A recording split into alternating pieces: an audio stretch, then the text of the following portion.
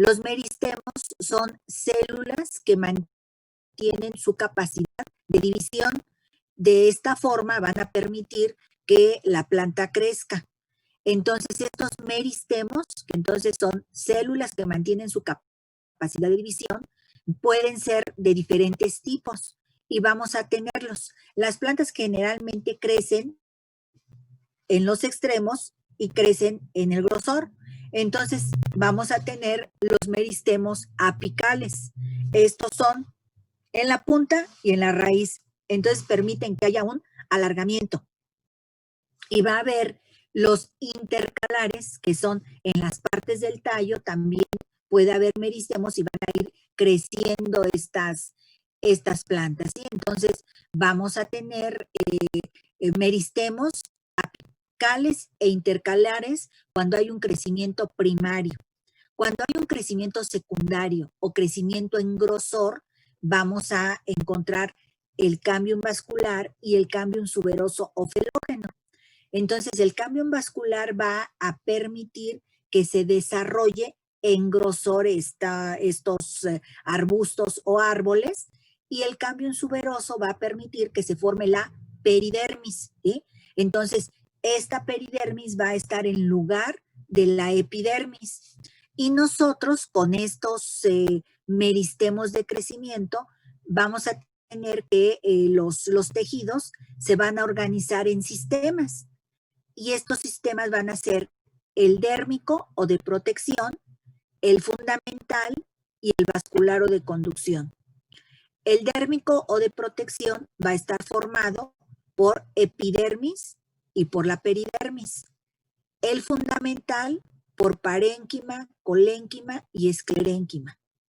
Y el vascular o de conducción por xilema y por floema, ¿sí? Entonces nosotros vamos a tener que así van a estar organizadas nuestras plantas, y entonces vamos a recordar que los meristemos son las células totipotenciales, células que conservan su capacidad de división, y que en crecimiento primario tenemos los apicales intercalares, y para crecimiento secundario los laterales, que son el vascular y el suberoso.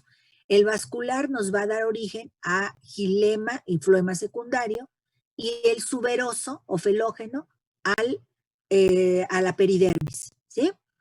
Entonces nosotros vamos a ver primero el sistema de tejidos dérmico o de protección, que son esos dos, la epidermis y la peridermis, que, bueno, algunos de sus compañeros ya nos comentaron algunas de la localización y algunas de sus funciones, ¿sí?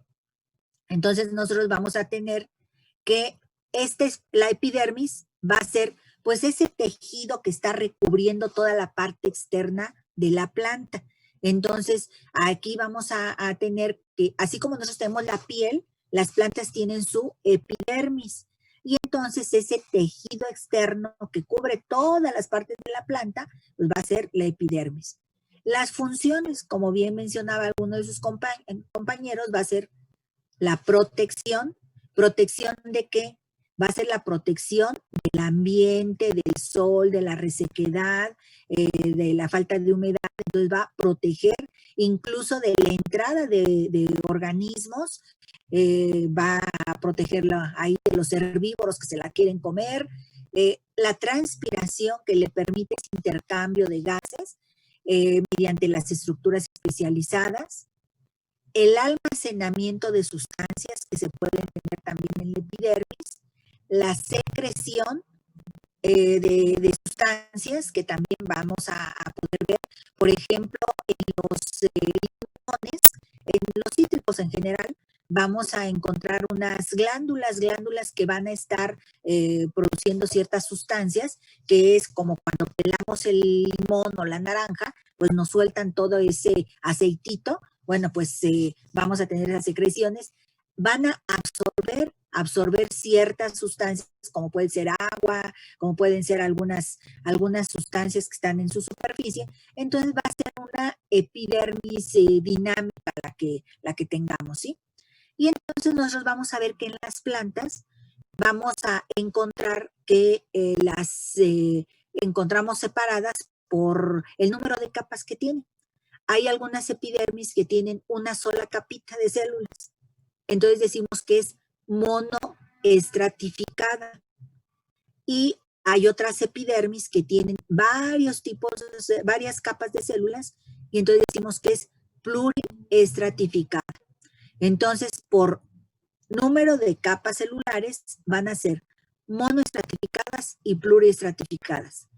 ¿Por qué algunas plantas tendrán epidermis con una sola capa y otras con muchas capas? ¿Qué es lo que hará que se dé esta, que se tenga esa diferencia? ¿Qué se les ocurre?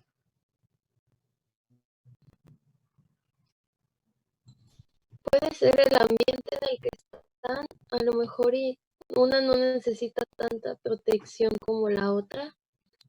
Sí, efectivamente, el ambiente es bien importante, lo mismo que el crecimiento, la forma como se desarrolla. Muchas de las plantas que tienen una epidermis pluriestratificada reciben toda la incidencia del sol en la parte de arriba. Entonces, ahí es donde penetra o llega la luz del sol, entonces se tienen que proteger más.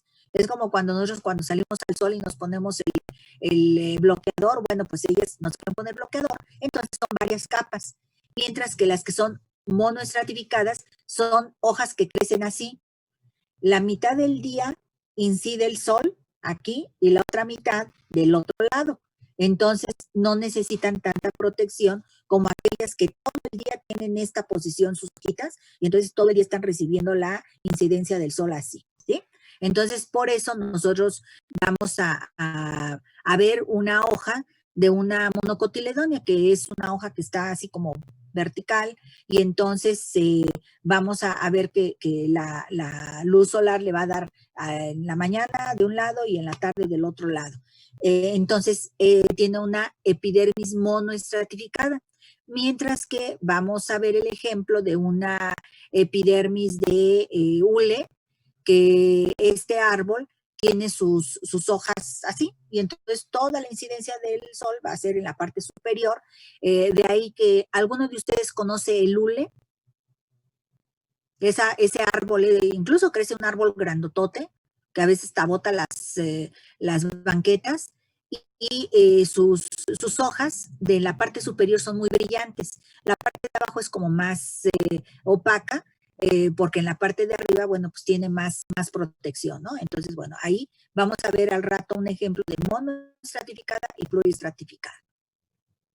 Y aquí, bueno, pues vamos a ver el esquemita, y entonces aquí podemos ver que está esta epidermis, aquí, de una sola capa de células. Entonces van las células acomodaditas en una sola capa, mientras que esta son varias capas de células.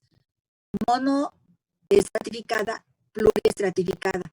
Podemos encontrarlas generalmente, la monoestratificada en monocotiledonias, aunque no es la regla, no todas las monocotiledonias tienen esta epidermis monoestratificada, pero sí la mayoría. Y las epidermis de dicotiledonias vamos a encontrar ahí con mayor frecuencia las pluriestratificadas.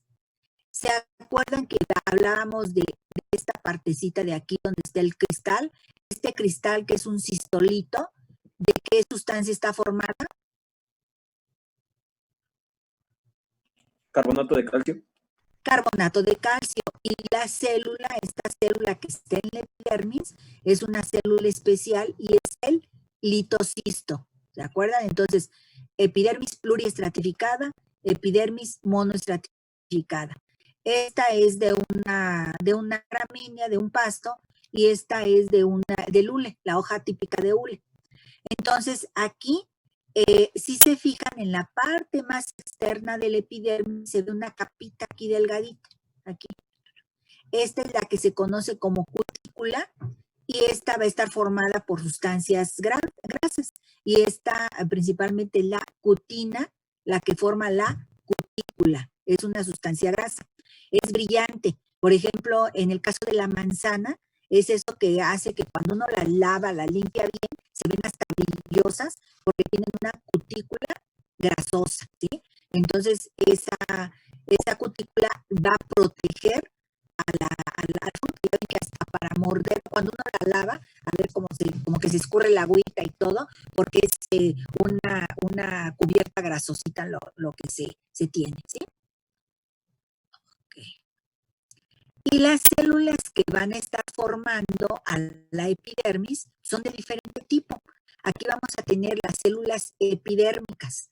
Las células epidérmicas van a ser de formas variadas, generalmente están relacionadas con el órgano en donde están. Entonces pueden ser alargadas, más rectangulares o de forma irregular, como se observan en estos ejemplos, ¿sí? Estas van a ser las células epidérmicas y van a ser de formas diferentes. Entonces, esta puede tener las paredes lisas, estas paredes lisas, y estas son un poquito plegadas, ¿sí? Después vamos a tener lo que se conocen como células oclusivas. Estas son características de los ostomas. Entonces, tiene dos células oclusivas y vamos a tener aquí el oclusio, que es un poquito, un hueco que hay en la epidermis. Generalmente las células del epidermis no dejan espacios entre las células porque quedamos que van a estar protegiendo. Entonces, para proteger, pues debe de estar bien cerrado para que no entre por ahí el agua o alguna otra cosa, alguna bacteria, un virus. Entonces, están bien pegaditas. No hay espacios entre las células. Vean aquí, entran como piezas de un rompecabezas perfectamente ensamblan perfectamente. Y lo único que va a permitir entrar a controlar de agua y de gas van a ser los estomas. Y aquí entonces estas son las células oclusivas, estas que se ven en gris, aquí se ven en rosadito, y el otro que es el ostiolo. Si nosotros sabemos en el rompimiento, entonces vamos a ver el ostiolo y las dos células oclusivas. Y en conjunto nos van a formar el estoma. Y luego vamos a tener otro tipo de célula de epidermis que van a ser los tricomas. Los tricomas aquí vemos que son protuberancias que salen de la epidermis y pueden ser, como en este caso, simples o pueden ser glandulares. Entonces, como simples y como glandulares, aquí vemos que este es el coma glandular, vamos a retomar, bueno, tiene un piecito y una cabeza. Generalmente la cabeza es la que se secreta las sustancias. Algunos de ustedes han tratado la planta que promueve urticaria. Por ejemplo, hay una que es la urticaria, que pasa uno, ¿la cual? La nochebuena, lo mismo me puede provocar urticaria, hay gente muy simple. Bueno, en estos son pelitos, los pelitos que tiene, son urticantes. Cuando pasa las rosas, se rompe la cabeza y cae las sustancias y puede provocar ronchitas. Entonces, vemos que hay tres tipos de epidérmicas, que son las células epidérmicas, obviamente, los estomas, y los tricomas, ¿sí? Pueden ser simples o glandulares. Características de las células epidérmicas son van a tener una forma variada, no hay espacios intercelulares, ¿sí? Y generalmente primaria. ¿Sí? Okay. Vamos a ver que los estomas van a variar y resulta que a veces uno no tiene que identificar ciertas vegetales. Y entonces, las hojas vegetales, que son las hojas, vamos a poder diferenciarlas a veces por el tipo de estoma presente. Entonces, por ejemplo, aquí en el uno es una hoja de cáliz, bueno, pues es para problemas de corazón, la utiliza. Entonces, aquí están los estomas y resulta que todas las células epidérmicas digitales, decimos que es un tipo de estoma anomocítico. Entonces, digitales, pues es característico que tienen estomas anomocíticos. Después vamos a ver en el beleño y la belladona. La belladona son plantas que tienen alcaloides, tanto el beleño como la belladona. Aquí si se fija, el contorno de las células de epidermis, pues es irregular. Estas son lisas, estas son estriadas, pero tienen como característica las células que están rodeando el estoma. Hay una que es de un tamaño diferente, que es más chica que las otras. Cuando se presenta estas se conocen como células anexas o acompañantes del estoma. Entonces son una de estas más chiquitas y otras de tamaño normal. Hay muchos que dan estas células más pequeñas y el resto pues es para las otras células de epidermis. Entonces vamos a decir que son anisocíticos. Una célula de las más chiquita en bello y en belladona. Después podemos tener esta planta la utilizan para problemas digestivos, sobre todo como la. Y entonces aquí vamos a ver que están las células oclusivas y al lado dos células anexas. Y estas son mayores paralelo al de las células oclusivas. Pues también. Entonces este es parasítico. Luego vamos a tener en el romero, es el 5, son los dos, romero y menta, que pertenecen a la familia de las lamias. Estas son plantas que tienen aceites esenciales, tienen terpenos, y entonces vamos a encontrar que sus estomas van a estar con la pieza del estómago, las células anexas van a ser, su eje mayor es perpendicular al de las células aquí oclusivas. Si se fijan, este es el eje mayor y es perpendicular, o sea, forma un ángulo de 90 grados con las células oclusivas, ¿sí? Estos son diacíticos, se conocen como diacíticos estos estomas. Y luego el Pilocarpus, esta es una plantita que luego la utilizan para problemas oculares. Entonces, el Pilocarpus tiene un estoma que está rodeado aquí por varias células anexas o acompañantes, y aquí se le conoce como actinocítico. Entonces, son varias células, ¿sí? Que van a ser un tamaño, pero son varias que están rodeando a el estómago. Entonces, anomocítico, todas las células son iguales, anisocítico, hay una célula más chica, parasítico, el eje mayor de las células anexas es paralelo al eje mayor de las oclusivas, y diacítico son perpendiculares, las anexas y las oclusivas. El anisocítico está rodeando al estómago, ¿sí? Y nosotros por esto a veces tenemos la droga, se muere, la vemos al microscopio y vamos a ver que hay diferencias morfológicas como lo que acabamos de ver, ¿sí? Entonces aquí está, nosotros vemos este estoma, entonces tenemos células oclusivas, ¿sí? Y aquí tenemos las células anexas, ¿sí? Este estoma, ¿a qué tipo correspondería? Me parece que es actinocítico. Actinocítico, ¿sí? A ver, están rodeando varias células del mismo tamaño al estómago. No.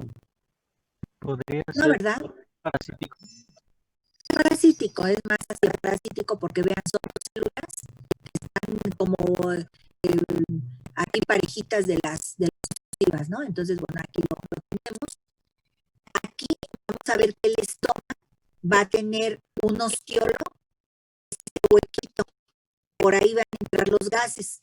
Abajo del estómago tiene una cámara subestomática, que es como un huequito que se va a rellenar ya sea de los gases, oxígeno, CO2 que hay en el ambiente, que aquí va a pasar.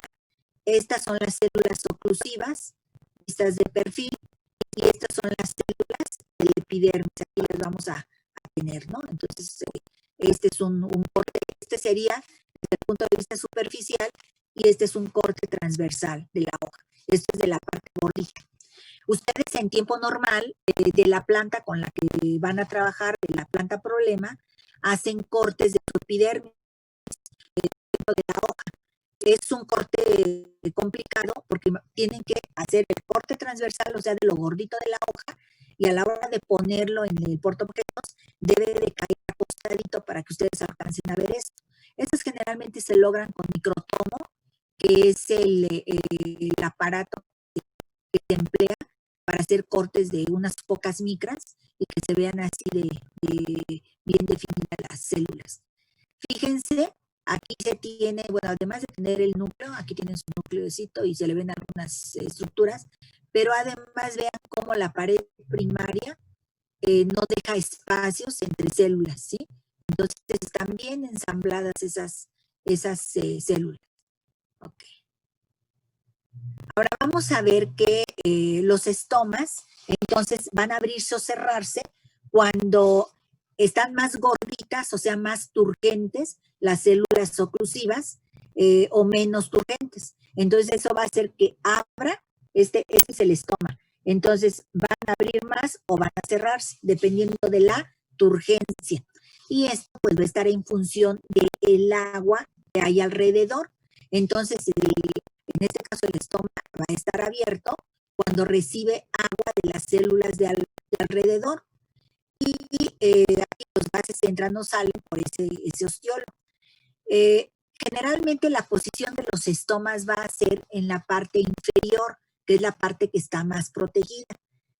Salvo en aquellas células en aquellas plantas que tienen hojas más o menos como las monocotiledóneas, que tienen la epidermis igual en las dos caras, bueno, pues van a tener estomas de los dos lados.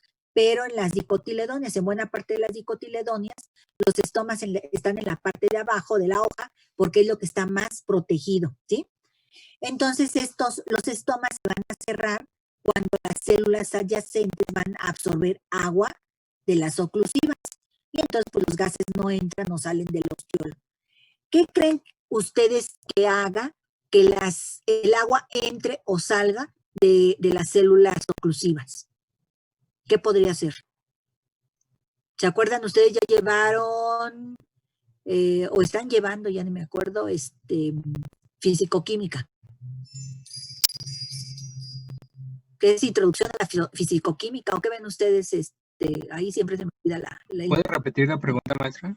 Sí.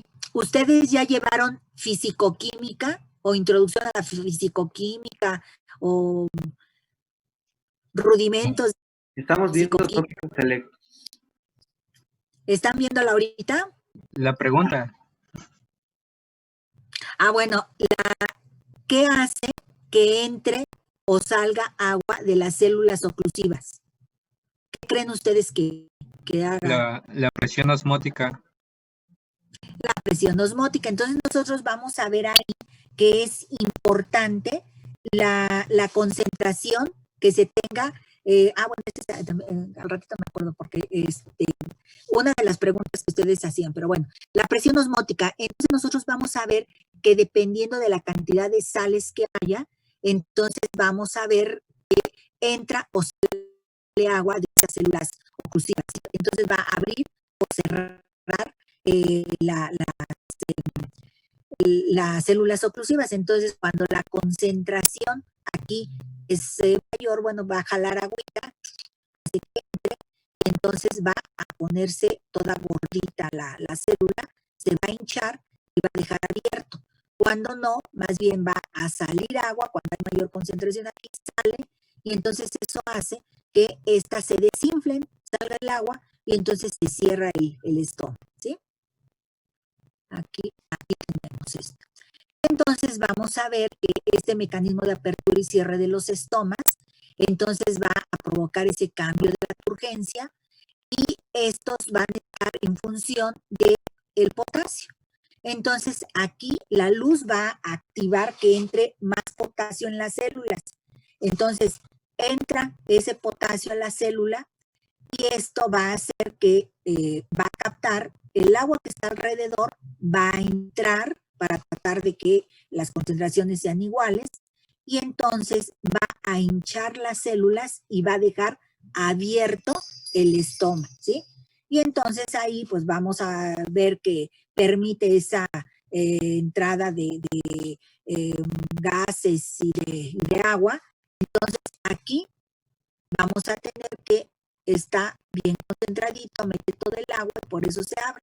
Cuando no, aquí hay luz, la planta realiza la fotosíntesis, consume el CO2 y su concentración disminuye, se abren los estomas y entonces también la temperatura a veces afecta. Entre más temperatura hay, los estomas se cierran y se cierran para no perder agua, ¿sí? Entonces aquí el potasio, la luz y la temperatura son lo que va a afectar y lo que va a permitir que abra y cierre el estómago, ¿sí? Entonces aquí de temperaturas elevadas, bueno, pues van a afectar y la planta pues se cierra. ¿Qué otra cosa creen que haga la planta para que no se salga el agua de la planta, para que no se deshidrate? ¿Qué creen que otro mecanismo que realice?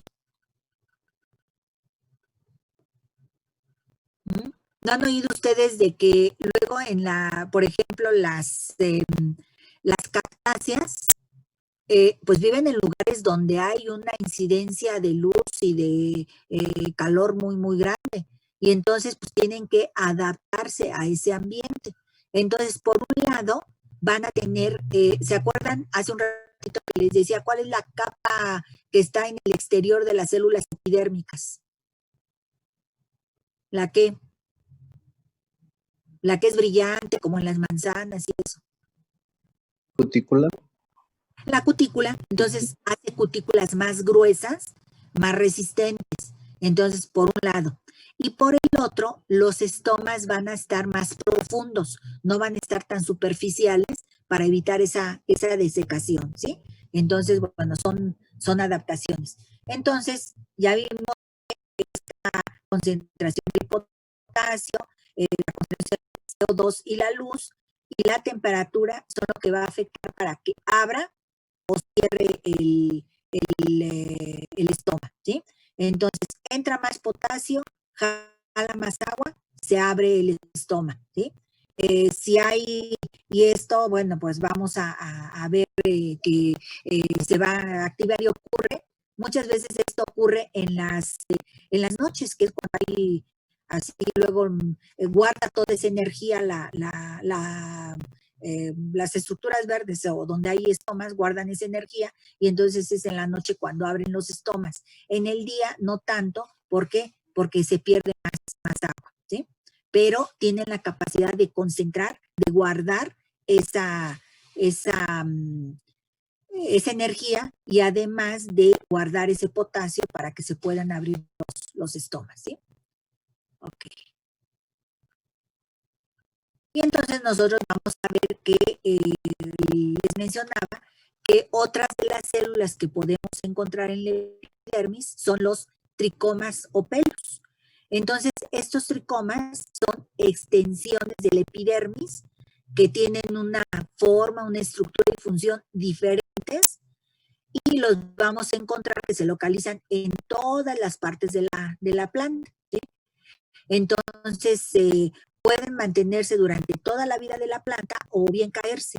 Hay algunas plantitas que de muy jovencitas tienen muchos tricomas, pero a medida que van envejeciendo los pierden.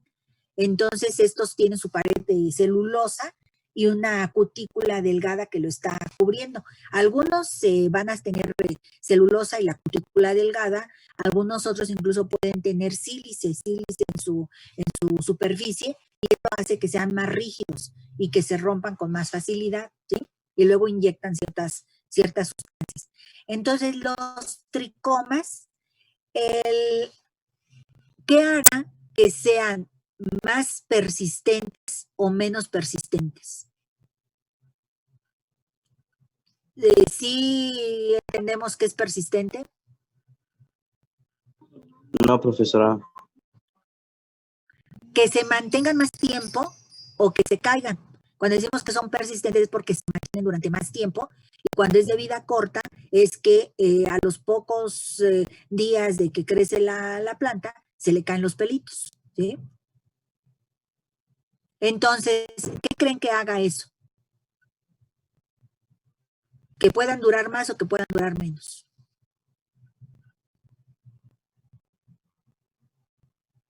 A ver, piénsenle.